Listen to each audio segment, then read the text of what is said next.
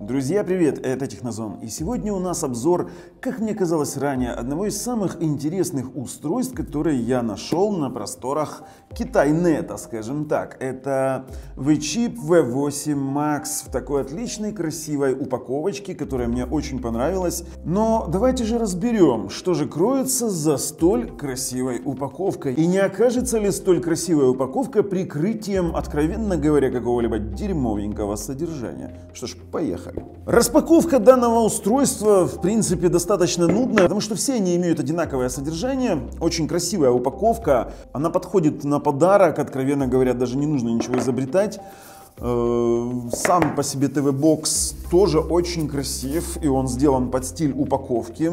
Это вот такая вот коробочка, вот если их совместить, мы поймем, что это один и тот же дизайн, практически один и тот же дизайн. Что же мы имеем в этой коробочке? Это iMlogic S905X2 процессор, 1,8 ГГц, 4 гигабайта оперативной памяти DDR4 и 64 гигабайта хранилища. Что мы имеем из интерфейсов? SPDIF, полноценный SPDIF, аудио-видео выход, который позволяет нам подключить это устройство к старым телевизорам с помощью специального кабеля, ну и в принципе для вывода звуков на 3.5 джек. LAN RJ45 100 мегабит, кстати, заметьте, 100 мегабит, пожадничали, хотя и назвали Max. HDMI 2.0, 5 вольт 2 ампера вход для питания, USB 3, USB 2 и TF-карты. В принципе, все стандартно, как для всех приставок на iMlogic S905X2. Она вся усеяна диффузорами охлаждения, хотя я уверен, что она не греется. Этот процессор показал себя хорошо с этой стороны. И, казалось бы, за эти характеристики просят достаточно нормальные деньги. Я ссылку положил в описании под видео, но не торопитесь покупать. Советую досмотреть этот выпуск до конца. Эта приставочка не такая, как мне казалось, когда я ее получил на обзор, но решать по итогу все-таки вам. Что у нас идет в комплектации? Я думал, что здесь будет какой-то премиальный пульт, и, откровенно говоря, я рассчитывал на это. Здесь HDMI кабель простой, обыкновенная зарядка 5 вольт 2 ампера и вот такой вот огрызок. Этот огрызок ни о чем, это обыкновенный инфракрасный пульт. Я его даже тестировать и распаковывать не буду. Повторюсь еще раз, это инфракрасный пульт. Что самое интересное, у нас было очень много сюрпризов с этой приставкой. Но так как есть в этой приставке плохие стороны, то давайте сразу о хороших. Приставка действительно не греется. Приставка тянет тяжелые файлы 4К. Jellyfish она смогла воспроизвести 400 Mbps, и приставка потянула 4К 60 FPS YouTube. Также мы смогли проиграть 4К фильм на онлайн-потоковом сервисе, в частности с помощью Lazy Media Deluxe Pro. И все это несмотря на все сюрпризы, которые я пишу вам далее. Если вы посмотрите на картиночку слева, вы увидите результаты теста Wi-Fi. Если вы думаете, что это результаты теста 2,4 ГГц, то вы глубоко ошибаетесь. Это 5 ГГц.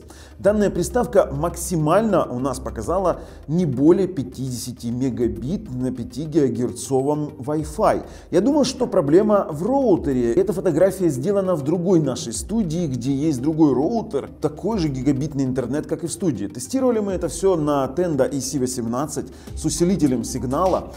Конечно же, тест LAN RJ45 100 мегабит показал достаточно стабильную скорость, но получается так, что мы имеем максимальную комплектацию приставки, у которой практически плохо работает Wi-Fi 5 ГГц.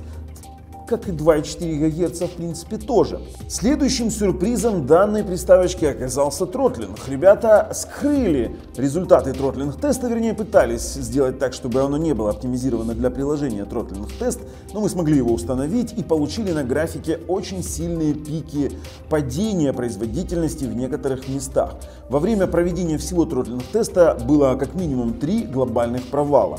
И приставка в среднем тротлила до 85% ее максимальной производительности. Это настораживает, ребят. Это следует учитывать при выборе этой самой приставки. Ну и последний неприятный сюрприз, который нам преподнесла эта самая V8 Max V-Chip, это работа в игровом режиме с играми АТВ. Когда я играл в Real Racing 3, это было сносно, вернее, это было даже достаточно неплохо, но когда я начал играть в Dead Trigger, у меня начались проблемы с инертностью геймпада. То есть мне нужно было постоянно корректировать движение своего персонажа, то есть при нажатии налево он продвигал камеру немного далее, и этим самым было некомфортно играть, вернее, практически было невозможно. То же самое происходило и в World of Tanks.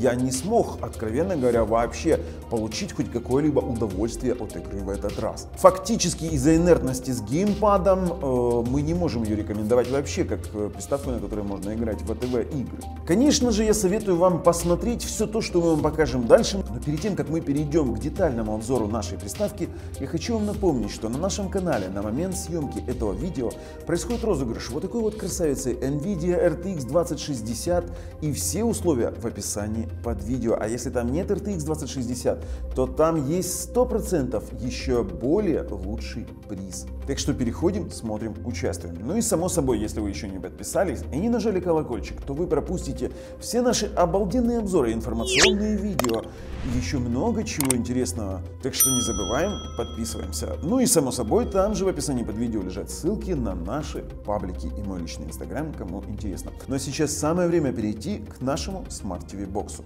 Переключаемся. Наш чип загрузился. Вот такое вот достаточно необычное меню. К чему-то здесь влепили диван. Честно говоря, я не понял немножечко интерфейса. Внизу есть большие кнопки, которые не нажимаются. Это всего лишь индикатор того, что вы перелистываете экраны. Есть экран приложений, есть экран дополнительных настроек, куда вы можете добавить какие-то системные, я так думаю, задумка, добавить системные приложения. Например, мы сюда добавим AIDA 64 и добавим Throttling Test, например. На главном экране у вас нет строки избранного, но вы также можете добавлять сюда дополнительные какие-то приложения. Например, сюда мы добавим Lazy Media Deluxe. Для того, чтобы поменять стандартные плитки, достаточно зажать мышкой либо курсором, и вы можете выбрать абсолютно новое приложение. Вот я выбрал игру Dead Trigger. Сам по себе интерфейс, он достаточно оригинален, но он не отличается какой-либо супер практичностью. Да, добавили анимашек, добавили всего очень интересного, как кажется самим производителям, но нас интересуют технические характеристики этого самого Smart TV бокса. Поехали, пройдемся по меню, хотя меню, я так подозреваю, абсолютно стандартное. Мы заходим в настройки. В настройках здесь все абсолютно то же самое. У нас есть 5 ГГц и 2,4 ГГц. В звуке, в стандартном звуке ничего интересного. Заходим в обустройстве. Это V8 Max, версия Android 8.1.0.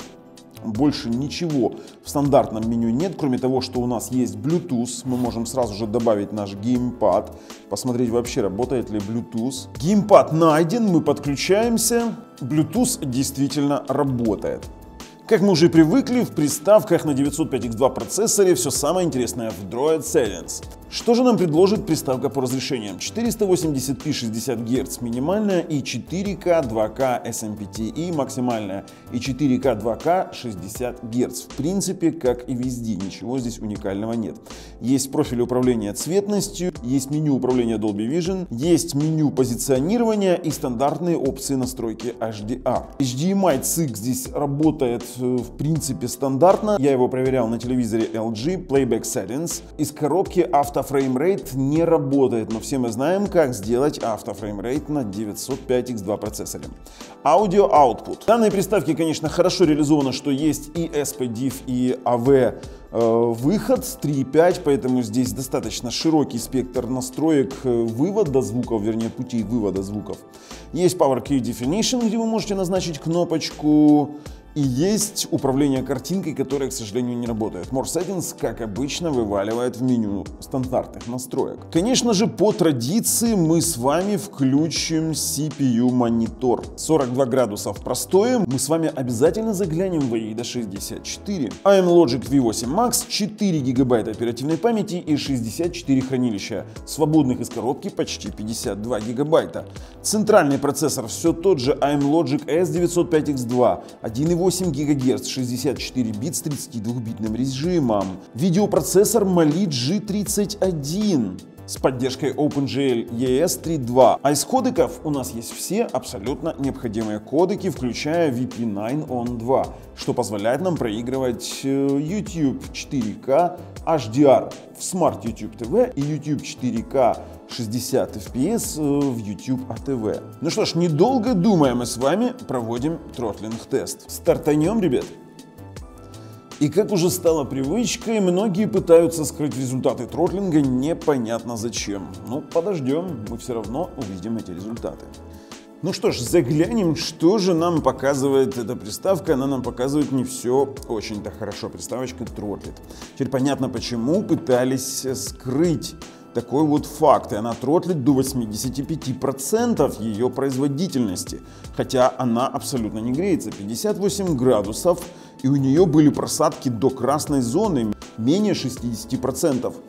Что ж, ребят, все меньше и меньше мне нравится такой подход производителей, которые в хорошую дорогую упаковку ложат, откровенно говоря, не совсем хорошие приставки. У данной приставки нет ни шторки уведомлений, ни строки навигации. Это стоит учитывать при выборе этой приставки. Конечно же, то, что я вам уже говорил, один из моментов, который меня разочаровал, это модуль Wi-Fi. 5 ГГц работает просто как не знаю что. То есть мы просто сейчас запустим 5 ГГц на любом сервере, и вы увидите, она сейчас подключена на 5 ГГц, и это, это 40 мегабит. 40 мегабит на 5 ГГц на Tenda AC18 с усилителем, это просто нереально. То есть на фоне того, как у приставок появляются 250-300 мегабит, то обсуждать возможность использования этой приставки по Wi-Fi становится, честно говоря, неактуальным. Ну а теперь представьте, что же приставка покажет на 2,4 ГГц.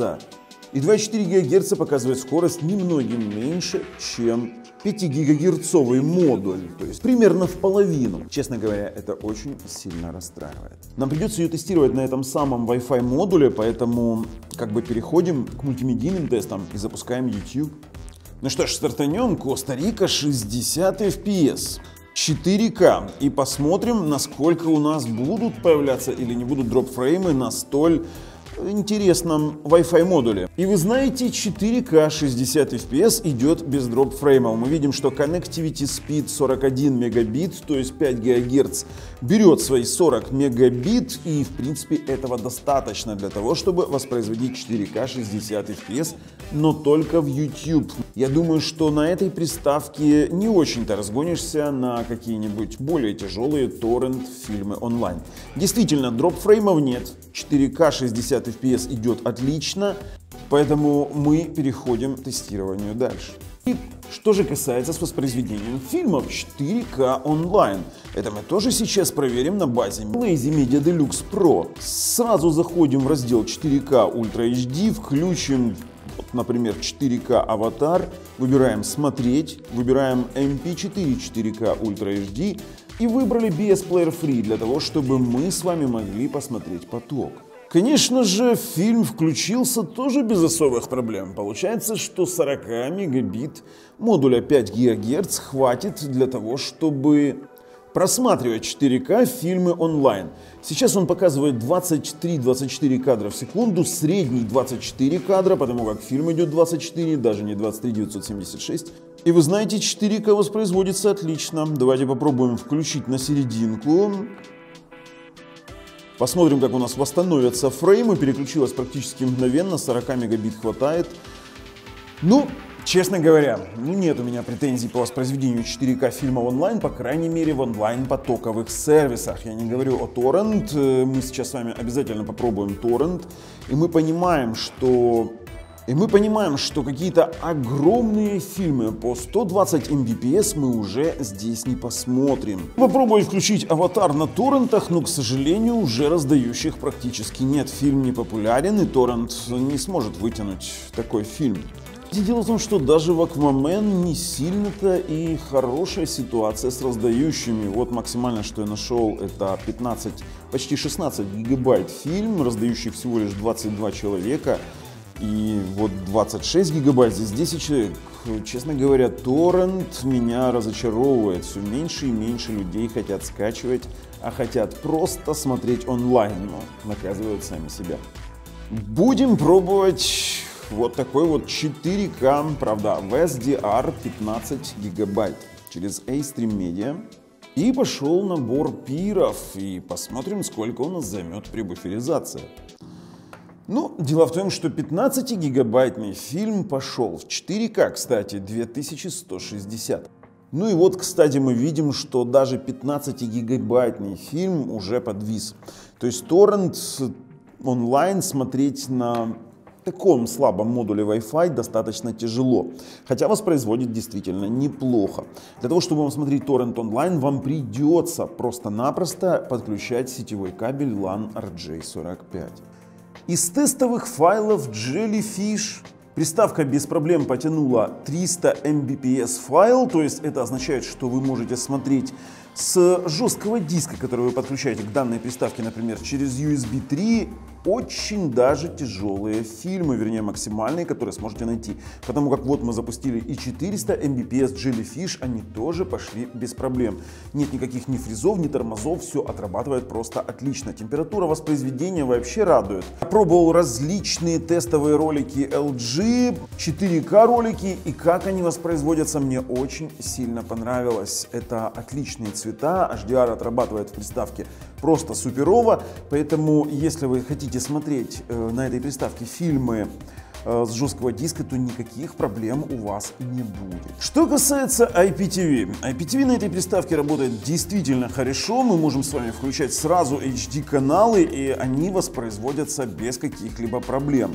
Можем попереключать, попробовать выбрать, например, наш Кинороман HD, например, канал. Все работает отлично. IPTV на данной приставке в принципе и не может работать не отлично, потому как даже Full HD каналы не требуют огромной ширины канала, в принципе, которой здесь нет, но этого вполне достаточно для того, чтобы смотреть качественное IPTV без каких-либо проблем.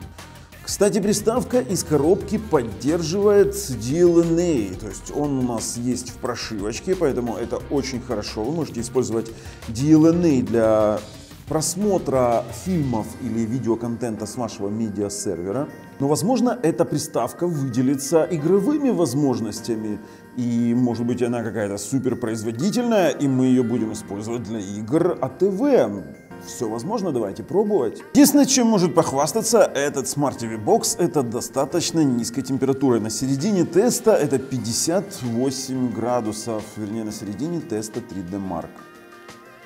Что ж, дождемся конца этого теста и посмотрим, насколько она производительна. Вы знаете, удивить она даже в игровых тестах нас не сильно-то и смогла. Это немножко выше, чем минимальное значение, которое я видел для iMlogic S905X2, и очень далеко от максимальных значений игровой производительности для этого типа процессоров. И в игровой производительности она ничем абсолютно не отличается от своих собратьев на том же самом процессоре. Например, Real Racing 3. Неплохо идет игра, достаточно хорошо она слушается геймпада, и это действительно так. В процессе игры приставочка прогревается до 60 градусов. Я прогнозирую, что если играть на ней час или полтора, то это будет не более 65-70 градусов, что очень даже допустимые значения таких процессоров, как iMlogic S905X2. Даже играя в свою любимую Snowboard Party World Tour, я очень сильно радуюсь, потому что действительно она здесь идет неплохо. Это одна из положительных черт этой приставки. Ай-яй-яй, как-то я некрасиво упал. Это одна из положительных черт этой приставки. Отсутствие нагрева в этих самых играх Android TV. Мы, конечно же, закипятим ее, вернее, попытаемся, как всегда, закипятить в World of Tanks, поставим какие-нибудь средние настройки и посмотрим, какую температуру она покажет. Я использую для тестов геймпад IPEGA 9089, обзор который есть у нас на канале. Кстати, там же есть ссылки на эти самые Android TV игры, и в принципе вы их там всегда можете найти. Ну, я даже не доехал. Я поехал в другую сторону. Я поехал в гору. Это как? Ну и, конечно же, Dead Trigger. Я очень давно не использовал эту игру в тестировании своих любимых Smart TV боксов. Что ж, поехали посмотрим, как работает эта игра конкретно на этом процессоре, конкретно на этом Smart TV боксе. Привет, мой дружище. Давно его не видели в наших обзорах. Это один из администраторов, наверное, нашего канала. И самое время уносить ноги. Хотя, вы знаете, немного поиграв в Dead Trigger, я замечаю, что у меня есть некая инертность в реакции на геймпад. И это так. То есть я, когда бегу, нажимаю повернуть направо, он поворачивает не на маленький какой-то отрезок, а именно на огромный отрезок видимого экрана, и управлять становится все более и более неудобно. То есть мне приходится постоянно корректировать свой геймпад. К тому же я не могу в настройках откалибровать этот самый геймпад, так что, честно вам говорю, в Dead Trigger я на этом играть точно не буду. Мне это не нравится. Давайте попробуем World of Tanks, потому что все меньше и меньше мне нравится этот самый Smart TV Box. Ну что ж, поехали. О, кстати, у меня здесь тоже инертность. То есть я нажимаю вот буквально маленькое прикосновение к геймпаду, а он у меня поворачивает и, блин, я не могу нормально управлять. То есть инертность, это скорее всего связано именно с тем же самым модулем Wi-Fi, потому как они работают на одной частоте, Bluetooth, вернее, и модуль Wi-Fi 2.4. Как-то вот я пытаюсь повернуть, а меня заносит постоянно, я не могу постоянно корректировать танк. У меня только отрицательные впечатления, то есть ее невозможно использовать как игровой Smart TV Box для Android TV игр. Повторюсь, для тех, кто не понимает, что такое Android TV игры. Это игры, которые оптимизированы для Smart TV боксов на базе Android TV. Блин, нет, невозможно играть, абсолютно невозможно. Меня сейчас, конечно же, сольют, все практически, можно сказать, что уже все. Я не могу даже повернуть нормально, блин, кошмар. Для тех, кто думает, что проблема в геймпаде, ребят, посмотрите мои другие обзоры, там есть полно игр, где я показываю, вернее, есть полно приставок, где я показываю именно игру на этом геймпаде, на других Smart TV боксах. Я не могу, большая инертность, играть на этом невозможно. Я готов сейчас прорезюмировать этот Smart TV бокс, который, честно говоря, меня уже разочаровал. Разочарованию моему нет предела, я расстроен как никогда. Потому что, имея столь хорошие характеристики, так испоганить реализацию могла только компания WeChip, которая его выпустила. 5 ГГц Wi-Fi в 40 мегабит — это просто позор. Мы даже не смогли нормально посмотреть торрент-фильм на 15 гигабайт. Конечно же, она без проблем проиграла 4К YouTube 60 FPS, потому что там необходимо намного меньше, чем 40 мегабит. Она неплохо справилась с тяжелыми файлами Jellyfish и тестовым роликом LG 4K, но вот игры меня просто добили. Я очень люблю играть в World of Tanks и Dead Trigger, и, к сожалению, я этого не смог сделать из-за инертности геймпада. Если вы думаете, что это проблема в геймпаде, то поверьте, у нас на канале есть очень много примеров, когда на приставках с такой же конфигурацией наш геймпад отрабатывал просто великолепно. И как следствие, команда Technozone дает свое резюме для данного Smart TV бокса. Мы можем рекомендовать эту приставку только тем, кто конкретно использует кабель, у кого максимум 100 мегабит и кто просто смотрит фильмы онлайн или YouTube онлайн. Но мы категорически не рекомендуем эту приставку для тех, кто использует Wi-Fi 5 ГГц, и для тех, кто думает, что сможет на этой приставочке поиграть в игры Android TV. Ну а если вам нравится то, что мы делаем, то ставим пальцы вверх, если нет, пальцы вниз. Подписываемся. С вами был Bubble на канале Technozone. Пока, ребят.